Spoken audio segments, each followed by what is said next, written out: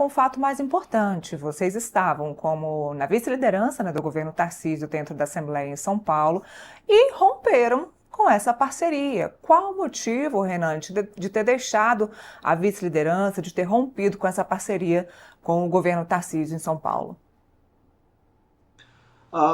O Guto, né, quando resolveu, logo após vencer a eleição para deputado estadual em 2022, ele propôs para o time, olha, eu gostaria de ser vice-líder do governo Tarcísio na Alesp, acho que o Tarcísio vai tocar uma linha interessante, porque o Tarcísio já falava à época da privatização da Sabesp, tinha uma linha reformista, e o Guto falou, cara, eu quero passar meus projetos, e eu acho que isso vai facilitar passar os projetos. Só para contar, antes do Guto, o nosso deputado estadual em São Paulo foi o Arthur Duval, e o Arthur Duval ele tinha aprovado 4 projetos, mas os 4 tinham sido vetados pelo governador em questão, que era o João Dória Júnior.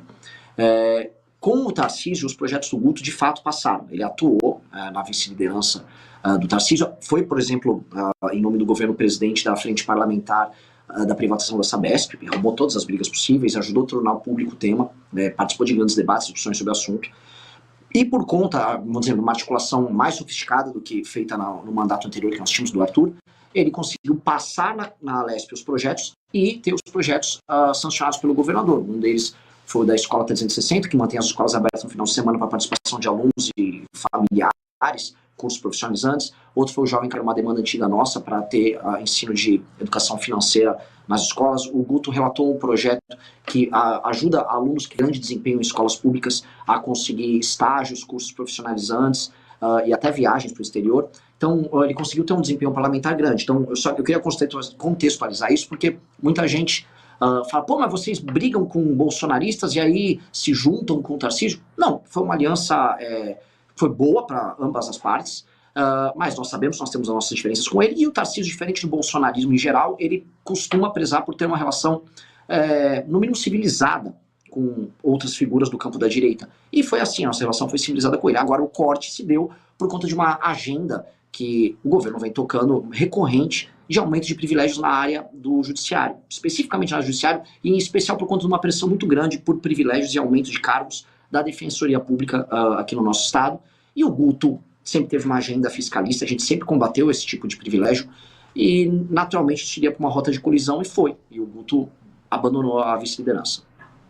Renan, esse desembarque, né, do governo Tarcísio nesse momento, e ontem a gente conversou, você colocou que é um governo patrimonialista.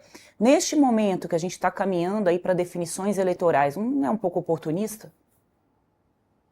Não, nem um pouco oportunista. Seria mais fácil, do ponto de vista eleitoral, para o Guto permanecer com o Tarcísio. Tarcísio, como vocês mesmos vão demonstrar hoje com a pesquisa Quest, ele lidera em São Paulo a base eleitoral do Guto em São Paulo, e a coisa mais fácil era permanecer jogando esse jogo meio suave, como posso dizer, partido novo, que vai jogando o jogo na maciota.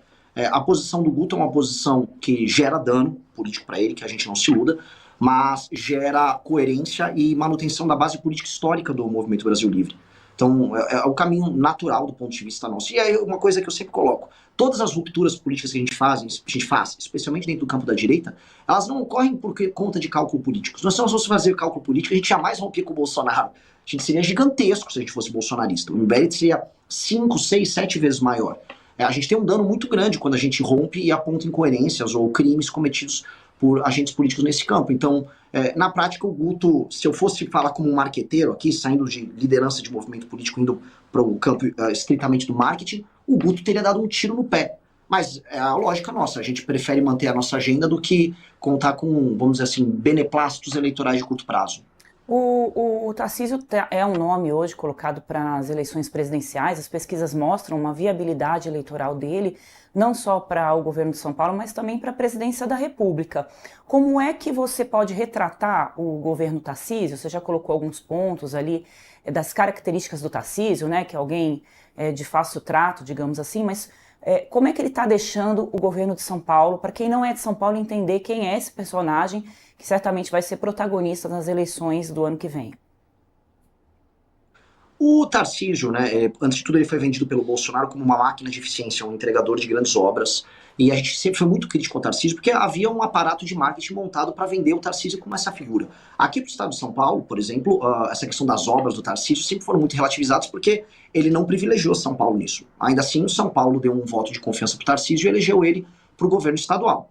O governo estadual dele tem alguns méritos, houve uma queda no número de homicídios, mas a parte de segurança pública está longe de estar brilhante, números da parte de educação também estão longe de estar brilhantes, e na prática ele faz um governo ok, ele teve o mérito, por exemplo, na privatização da Sabesp, e isso é inegável, é um projeto que leva aí nos próximos anos a universalização do saneamento básico em todo o estado de São Paulo, mas se a gente coloca ele numa perspectiva histórica, né, eu acho que nem os fãs mais empolgados do Tarcísio dirão que ele foi muito melhor do que um governo tucano anterior. Porque o estado de São Paulo tem essas características. Eu acho que faltou ousadia. Nessa questão, por exemplo, de reforma da máquina estadual para aumentar a capacidade de investimento do estado de São Paulo, por exemplo, o Tarcísio acaba cedendo e fazendo o jogo clássico que os tucanos também adotavam. Ele sofreu uma pressão da Defensoria Pública e teve que agora passar e exigir que a Alesp passasse um projeto que aumenta até 2027 gastos com a Defensoria Pública, que envolve privilégios, aumento de salário da Defensoria Pública, cargos, bonificações, prêmios para a Defensoria Pública, que já faz parte daquilo que a gente chama de elite funcionalismo público aqui em São Paulo, que dá uma monta de 300 milhões.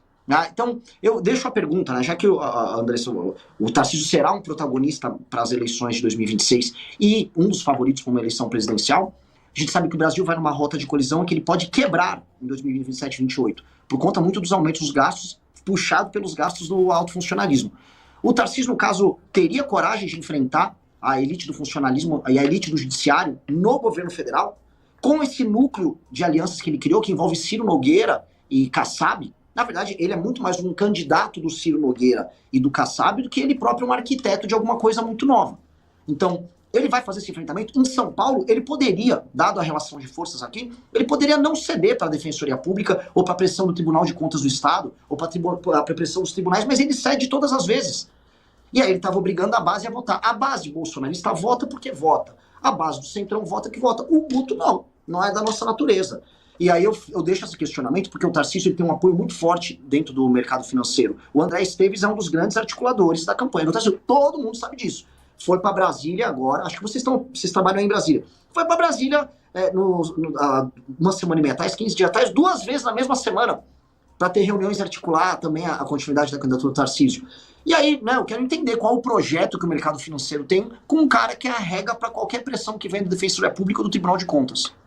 Você colocou que o Tarcísio, então, ele é uma personagem, assim, com ares de tucano, mas um pouco moldado para conseguir conquistar esse espaço aí no mercado financeiro. Quando você fala do Ciro Nogueira,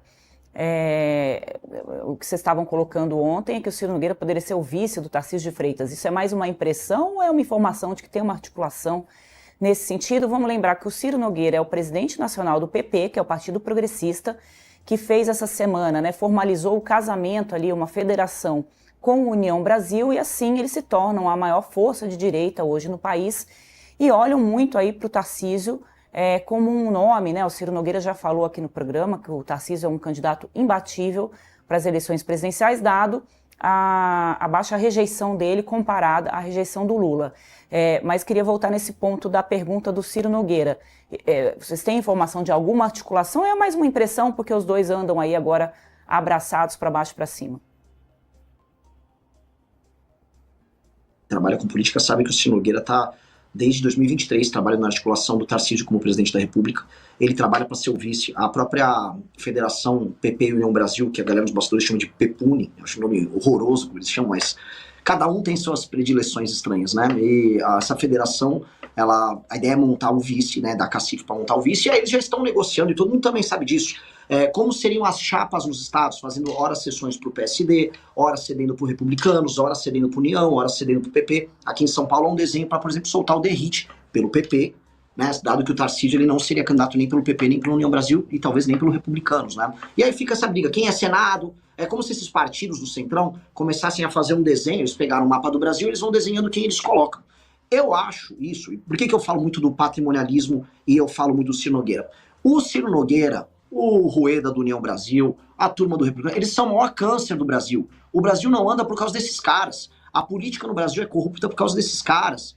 O modelo de emendas que a gente vê rodando no Brasil acontece por conta desses caras. O serviço público é ruim nas cidades por causa desses caras. A gente não enfrenta privilégio por causa desses caras. Não se vota leis penais que bota bandido na cadeia por causa desses caras. Aí esses caras vão pegar o Tarcísio, vão colocar ele, ele é um super gestor de direita, com aprovação do Bolsonaro. Bolsonaro praticamente com uma arma na cabeça, apoia o Tarcísio, você tá ferrado. E, né, ou fica preso pra sempre. E aí esses caras vão pra uma eleição vendendo isso para pegar o eleitorado de centro-direita, especialmente do sul do Brasil, né, do centro-oeste, sudeste e sul. Esse eleitorado vai votar e o que vai acontecer? É verba sendo mandada para coronel, lá no Piauí, como é o caso do Ciro Nogueira, e para o tipo de política mais podre e torpe do Brasil de compra de voto que acontece com esses partidos do Centrão, perpetuando a porcaria que a gente tá. Inclusive, o Brasil indo em rota de colisão com o orçamento público provavelmente estourando entre 27 e 28. Então, o Tarcísio, a gente precisa entender só quem é o Tarcísio.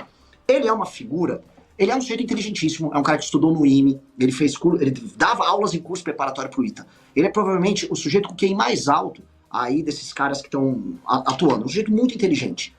Isto posto, ele tem um perfil de engenheiro. O que é um perfil de engenheiro? É um sujeito que vai, né, alguém vem com um projeto, um arquiteto vem com um projeto, o engenheiro monta. Agora, ele não está arquitetando um projeto no Brasil novo. Ele não faz isso no governo do Estado de São Paulo. Ele foi um engenheiro do Bolsonaro, ele já foi um engenheiro da Dilma, ele já foi um engenheiro do Moreira Franco no governo Temer, e agora ele é um engenheiro do Ciro Nogueira. Qual é o projeto? Qual é a arquitetura do projeto Ciro Nogueira? É o Brasil cleptocrático quebrado que a gente tem hoje. Então, assim, a gente não pode submeter a um projeto de Ciro Nogueira.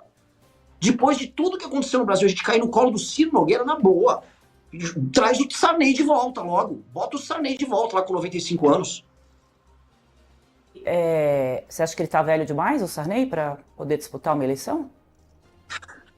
Eu acho que ele já era velho quando ele tinha 15 anos, o Sarney. Ele tem a mentalidade do Brasil colonial. Gostou do vídeo? Para mais vídeos como esse, se inscreva no canal Inevitável Cortes. Deixe o like, comente abaixo o que achou da análise. Vídeos todos os dias com os temas mais diversos da política brasileira.